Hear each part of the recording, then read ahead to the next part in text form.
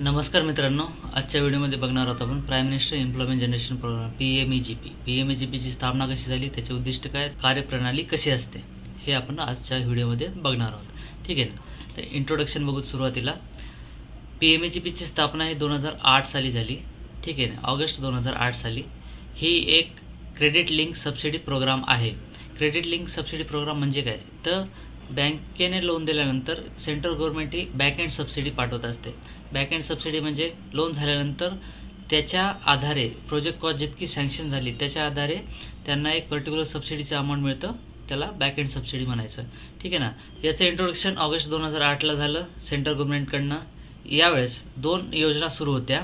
ह्या 2 योजना मर्ज करून पीएमईजीपीची योजना ही लॉन्च करण्यात आली. त्या योजना 2 कोणत्या होत्या, प्राईम मिनिस्टर रोजगार योजना PMRY आणि rural employment generation programme REGP. ह्या 2 योजना 31 मार्च 2008 साली डिस्कंटिन्यू झाल्या आणि त्यांची मर्ज करून पीएमईजीपी ऑगस्ट 2008 साली याची स्थापना करण्यात आली.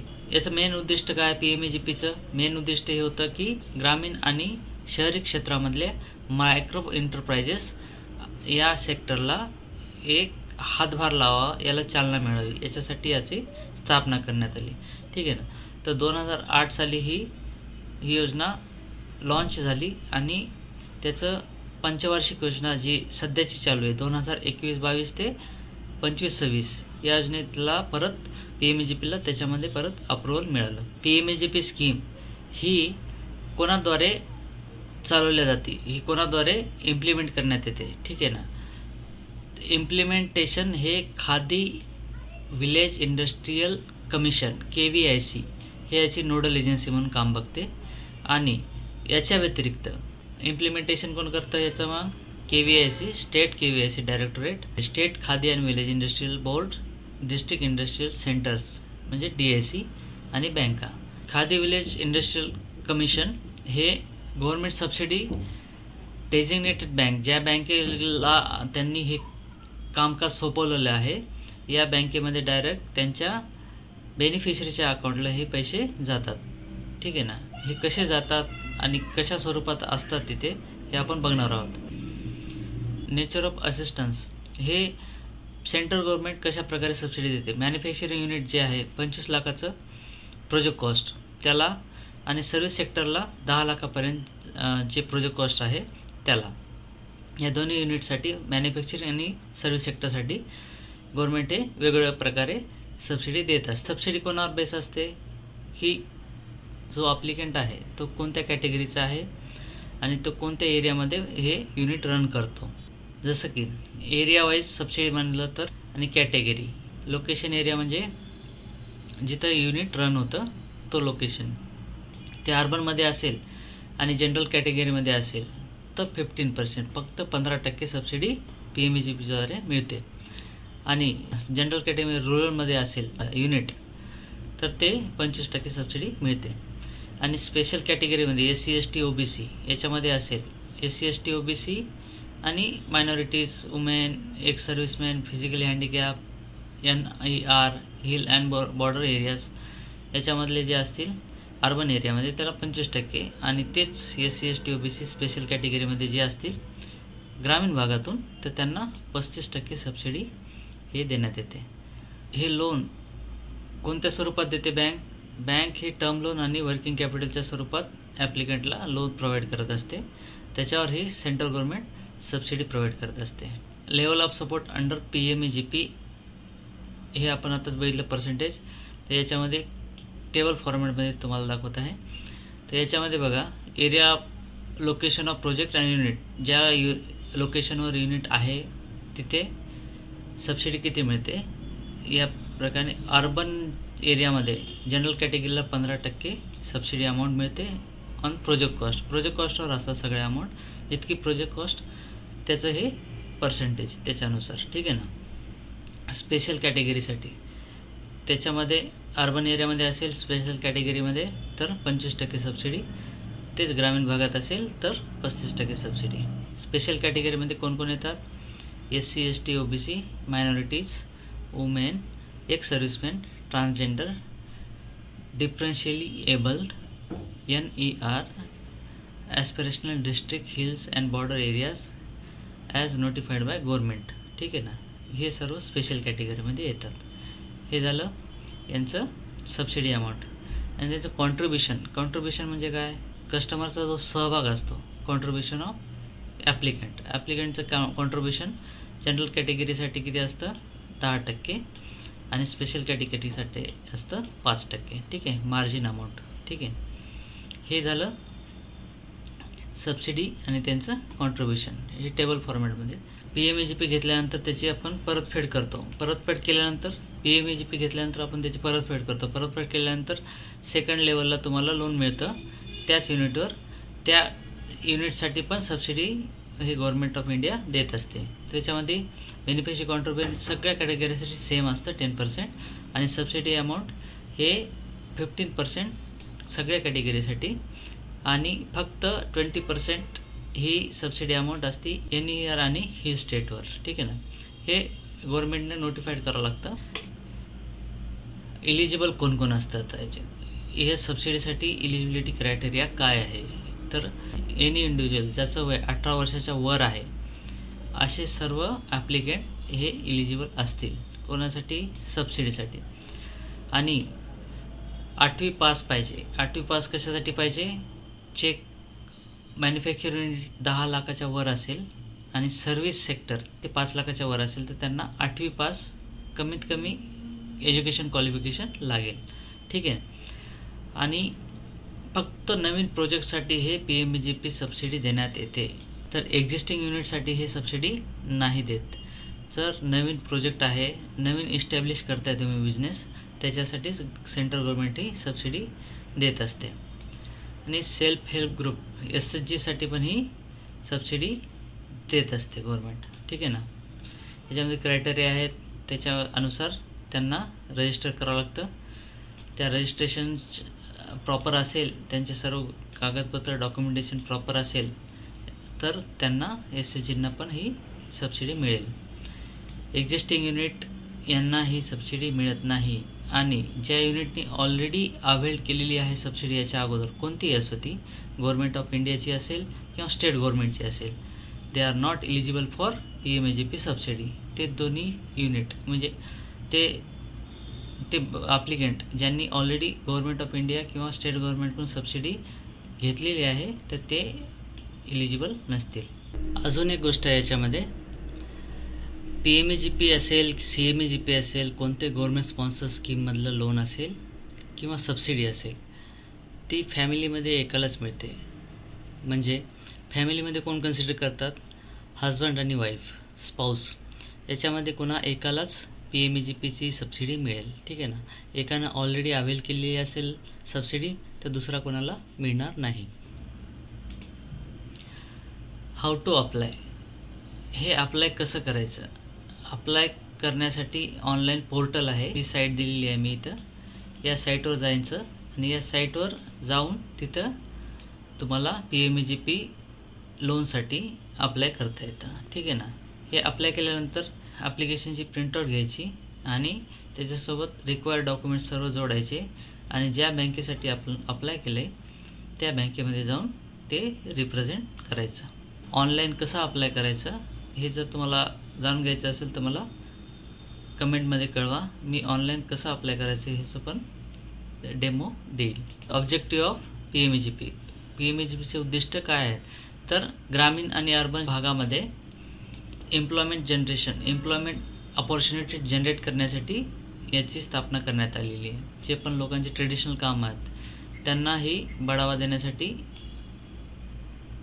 ही सबसिडीची स्थापना करण्यात आलेली आहे. ग्रामीण भागातले आणि शहरी भागातले जे पण आर्टिस्ट आहेत, ट्रेडिशनल काम करणारे आहेत, जे काहीतरी स्वतःचा धंदा पाणी करू इच्छितात, त्यांच्यासाठी हे सबसिडीची स्कीम काढण्यात आलेली आहे. ग्रामीण भागातले लोक शहरी भागात धंदा पाण्यासाठी जातात, ते थांबवण्यासाठी हे गव्हर्नमेंटनं याचा उपयोग केलेला आहे की सबसिडी देईल, धंदे पाणी सुरू झाले तर ते खेड्यातच थांबतील आणि स्वतःच्या एरियाला, स्वतःच्या गावाला डेव्हलप करतील.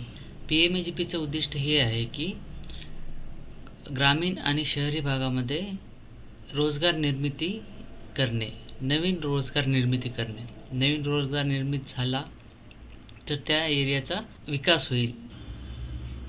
फायनान्शियल इन्स्टिट्यूट कसं असतं, एखादी सबसिडी केव्हा मिळते, जेव्हा पण बँकेमध्ये लोन होतं, बँकेमध्ये लोन झालं तर त्याच्यामध्ये त्यांची सबसिडी मिळते. सबसिडी लोन करतात कोणते कोणते बँका? All public sector banks. सगळ्या पब्लिक सेक्टर बँकेंना हे सबसिडी अंतर्गत जे लोन्स आहेत ते PMEGP आहे, अजून बरेच सबसिडी लोन आहेत. तर सेंट्रल गव्हर्नमेंटची किंवा स्टेट गव्हर्नमेंटची जे पण स्कीम असतात त्या स्कीमा या बँकांना रन करावं लागतात. तर PMEGPचं लोन, PMEGPच्या अंतर्गत जितके प्रपोजल आले आहेत त्यांना प्रोसेस करण्याचं काम किंवा त्यांना सँक्शन देण्याचं काम, त्यांचं लोन सँक्शन करण्याचं काम हे पब्लिक सेक्टर बँका करत असतात. ऑल रिजनल रुरल बँक्स, सगळ्या RRBs यांना पण हा उद्दिष्ट दिलेलं असतं. Cooperative banks, private sector, schedule commercial banks regulated by RBI. म्हणजे कोऑपरेटिव्ह बँकेला पण आणि प्रायव्हेट सेक्टरच्या शेड्यूल बँका, जे शेड्यूल बँक्स आहेत हे लोन देऊ शकतात. प्रायव्हेट बँका हे लोन देत नाहीत, ही गोष्ट वेगळी. पब्लिक सेक्टर बँकेच ह्या लोन जास्त करून देत असतात. कोणत्या लोन? PMEGP, CMEGP, जे पण सबसिडी बेस्ड लोन आहेत, जे पण गव्हर्नमेंट स्पॉन्सर्स लोन आहेत ते पब्लिक सेक्टर बँक हे देत असतात. Small industrial development banks of India, SIDBI पण PMEGPच्या अंतर्गत लोन देऊ शकते. डॉक्युमेंट्स रिक्वायर, आपण आताच बघितलं PMEGPची साईट आहे त्याच्यावर जाऊन अप्लाय करायचं. ते सबमिट केल्यानंतर तिथून ॲप्लिकेशन फॉर्म निघतो, तो जनरेट करून त्याचं प्रिंटआउट घ्यायची. त्याच्यासोबत आपण कास्ट सर्टिफिकेट घ्यायचं. म्हणजे आपण जर कास्टमध्ये बसत असाल, एक स्पेशल कॅटेगरीमध्ये येत असाल तर स्पेशल कॅटेगरीचं सर्टिफिकेट घ्यायचं. ठीक आहे ना. त्याच्यानंतर आपण जे युनिट टाकलेलं आहे ते ग्रामीणमध्ये येतं, शहरी भागात येतं, त्याचं एक सर्टिफिकेट लागेल. ठीक आहे ना, लोकसंख्या सर्टिफिकेट. त्याच्यानंतर प्रोजेक्ट रिपोर्ट हा जनरेट होतो PMEGP साईटवरच. प्रोजेक्ट रिपोर्ट घ्यायचा. एज्युकेशन क्वालिफिकेशन प्रूफ लागेल. ठीक आहे ना.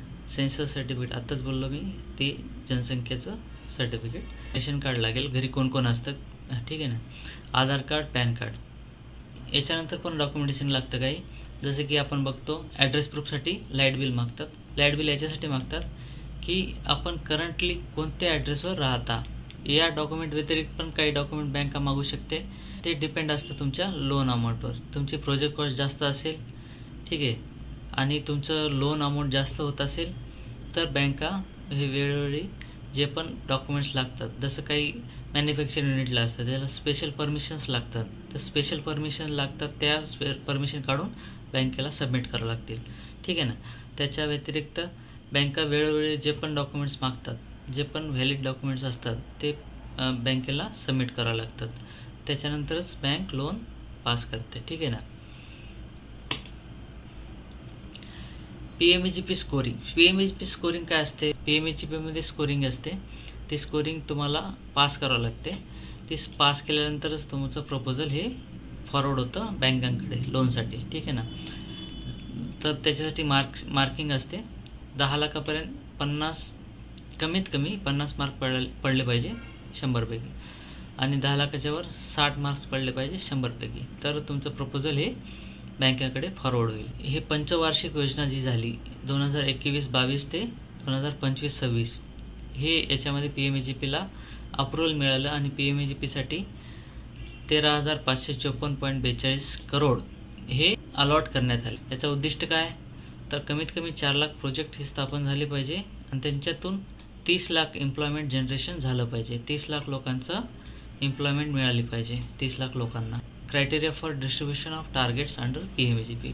स्टेट जितकं बॅकवर्ड असेल तर त्यांना प्रायोरिटी देण्यात येते. ज्या एरियामध्ये अनएम्प्लॉयमेंट जास्त आहे तिथं हे पर्टिक्युलर टार्गेट वाढवण्यात येतात. ज्यांनी टार्गेट फुलफिलमेंट केली नाही केली या क्रायटेरियानुसार हे लोन त्याच्यात डिस्ट्रीब्यूट केलं जातं. युनियन टेरिटरीची पॉप्युलेशन, त्याच्यानंतर स्टेटची पॉप्युलेशन, या बेसवर पण हे क्रायटेरिया ठरलेला असतो की कोणत्या स्टेटला कोणत्या एरियाला सबसिडी जास्त द्यायची. ठीक आहे ना. ट्रेडिशनल स्किल बेस्ड काही एरिया असतात, त्या पर्टिक्युलर स्टेटमध्ये पर्टिक्युलर स्किल ही आपली ट्रेडिशनल असते, ती जपण्यासाठी हे सेंट्रल गव्हर्नमेंट त्या पर्टिक्युलर एरियासाठी PMEGP स्कीम जास्त प्रमाणात अलॉट करते किंवा जास्त प्रमाणात सबसिडी प्रोव्हाइड करते. जिथे नॅचरल डिझास्टर झाले काही ते स्पेशल कॅटेगरीमध्ये त्यांना नीती आयोगद्वारे आयडेंटिफाय करतात, स्पेशल फोकस करतात त्याच्यावर. निगेटिव्ह बाजूमध्ये सांगायचं झालं तर त्याच्यामध्ये ही सबसिडी कोणाकोणाला भेटत नाही. Any industry business connected with meat, मांसाहारा संबंधित कोणते पण इंडस्ट्री असेल त्यांना सबसिडी भेटत नाही. बीडी, पान, सिगरेट, हॉटेल, धाबा, आउटलेट सर्व्हिस, लिकर, preparation, produce tobacco as raw material, जे पण लोकल गव्हर्नमेंटनं बॅन केलेले आहेत काही ॲक्टिव्हिटी, तशा ॲक्टिव्हिटींना हे PMEGP सबसिडी मिळत नाही. ठीक आहे ना. Manufacturing of polythene carry bags of less than 75 micron thickness, 75 micron थिकनेसच्या कमी जे पण polythene bag, carry bags manufacture होतात त्यांना ही सबसिडी मिळत नाही. Any industry business connected with cultivation of crop, plantation like tea, coffee, rubber ना पण हे सबसिडी मिळत नाही. हे निगेटिव्ह लिस्टमध्ये आहेत. ठीक आहे ना. तर आपण बघितलं आहे PMEGP स्थापना कशी झाली. ॲप्लिकंट जेव्हा अप्लाय करतात PMEGPसाठी, ठीक आहे, PMEGPसाठी अप्लाय केल्यानंतर एक तर त्यांना टर्म लोन किंवा CC वर्किंग कॅपिटल हे पाहिजे असतं. कोणत्या बिझनेसला वर्किंग कॅपिटल लागतंच. मशिनरीसाठी टर्म लोन लागतं. ॲप्लिकंटला मी सांगू इच्छितो की या PMEGP केसमध्ये कोणत्याही गव्हर्नमेंट सबसिडीच्या स्कीम आहेत त्याच्यामध्ये तुम्हाला पेशन्स ठेवायची गरज आहे. पेशन्स म्हणजे कशासाठी, या जे सबसिडी येत असते त्याच्यामध्ये चेक पॉईंट खूप असतात. ठीक आहे ना.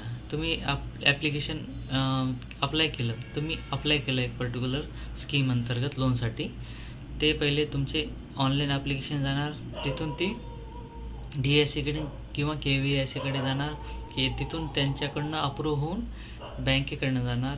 बँकेकडे गेल्यानंतर फायनान्शियल इन्स्टिट्यूट्स जे पण असेल, बँक असेल, कोणी कोऑपरेटिव्ह बँक असेल, काही असेल, त्यांच्याकडे गेल्यानंतर ते त्यांच्या पद्धतीनं ती प्रोसेस करणार.